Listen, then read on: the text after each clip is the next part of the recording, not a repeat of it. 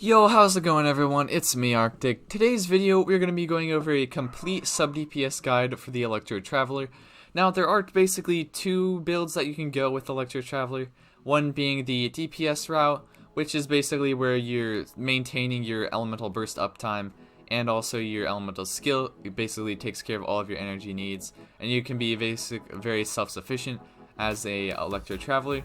I would say that the Electro Traveler is probably a little bit better than a Geo Traveler or Animo Traveler just in terms of their general kit and viability. But today's video we're talking about a sub DPS version of Traveler.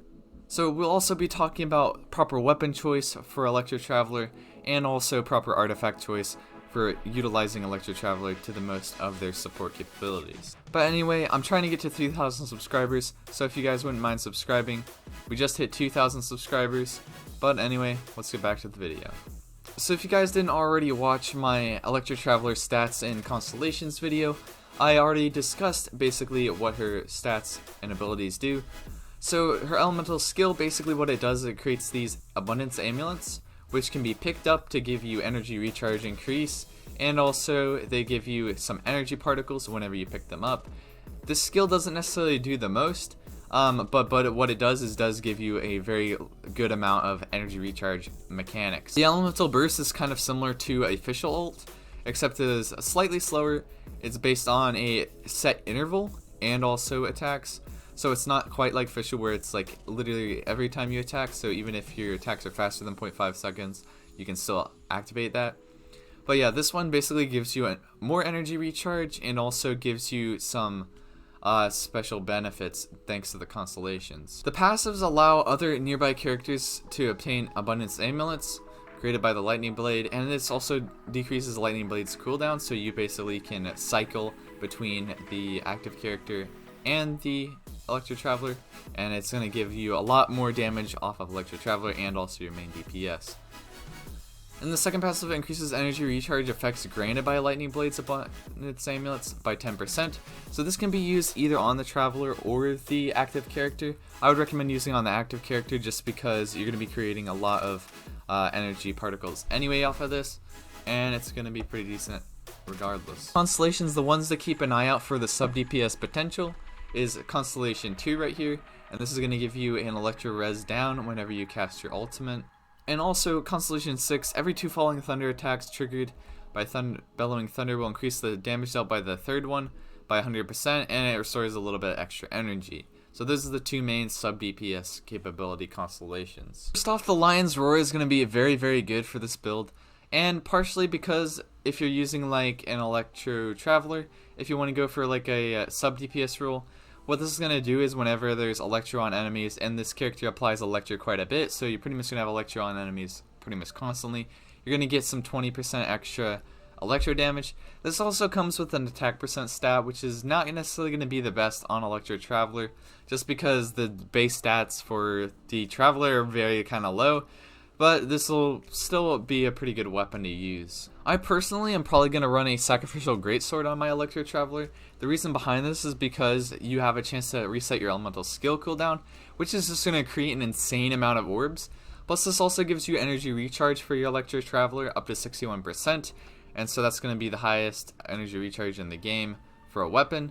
And so that's really going to help you out with your support capabilities as well as sub DPS capabilities in your ult uptime.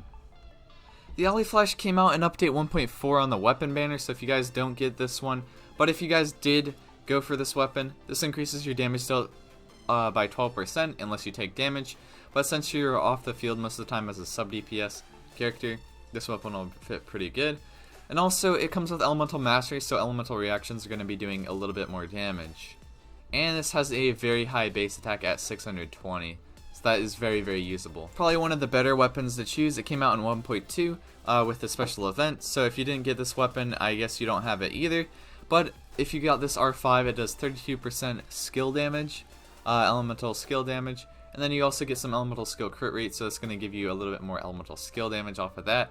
Comes with energy recharge, so you have a higher burst uptime as well. Skyward Blade is going to be an okay option, however I would still probably use like a Sacrificial Sword over this, just because you can get your elemental skill cooldown reset, But this one, it'll give you more base stats, so it could be usable as well. It gives you some crit rate, it gives you some attack speed, and also you have some auto attack capabilities as well. And energy recharge, which is a good stat for this character. Primordial Jade Cutter is also a very good option. It gives you pretty much all of your crit rate needs, and also gives you some attack based on your HP. So since Electro Traveler has a low base attack anyway, what you can end up doing is probably speccing into HP on some of your substats versus attack percent on some of your substats, and you could get a little bit more use out of this weapon on Electro Traveler thanks to the lower base attack. Thorn Sword could also be a good option. It gives you some elemental mastery, so you can have some pretty good reaction damage.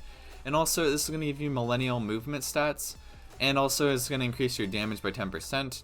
And so when you get Electro elemental movement, your whole entire team is going to get their normal charge and plunging attack damage increased by 16%, and increases their attack by 20%. So this is going to be a very good supporting option, but the elemental mastery and also the stats on its passive is going to give it a little bit of sub DPS capability as well. Katana weapon is going to be coming out as a craftable weapon in update 1.7, and so this one is probably going to also be pretty interesting for Electro Traveler. So after casting your elemental skill, you gain a succession seed, and this effect can be triggered every 5 seconds. The succession seed lasts for 30 seconds, so you pretty much have room to make those duration. Once you get up to 3 succession seeds, after you use an elemental burst, all succession seeds are consumed after 2 seconds. The character's energy recharges 6 energy for each seed consumed. So that's basically a total of like 18, 20 something. Yeah, 18 energy off of this. Plus, I think that also scales with your energy recharge. So if you have energy recharge in your Traveler, this is going to be even more energy. So you pretty much can completely fill your burst with this character. I would definitely recommend Noblesse Oblige, partially because you get elemental burst damage, so that's going to increase your overall DPS when you have your elemental burst down. And also the 4-piece is going to increase your whole team's attack by 20% for 12 seconds. And so that's going to be very good since you are going to be able to spam your burst with pretty much any build you go with on Electro Traveler. Fury Set could also be good if you're using Electro Traveler as like a sub DPS with like a Hydra character like Tartaglia, because this 4-piece increases your damage caused by like Electro related reactions, and also triggering that decreases your elemental's cooldown by a second. And so that's going to be a pretty good ability right there. Insight is definitely going to be very good for Electro Traveler. Overall, you get lots of energy recharge, and also increase your elemental burst damage by 30% of your energy recharge.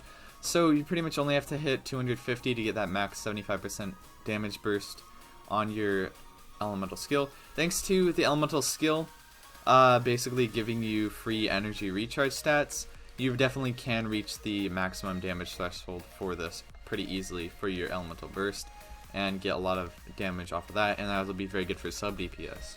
But that's basically it for sub DPS Electro Traveler. Let me know how you guys are going to use your Electro Traveler down in the comments below.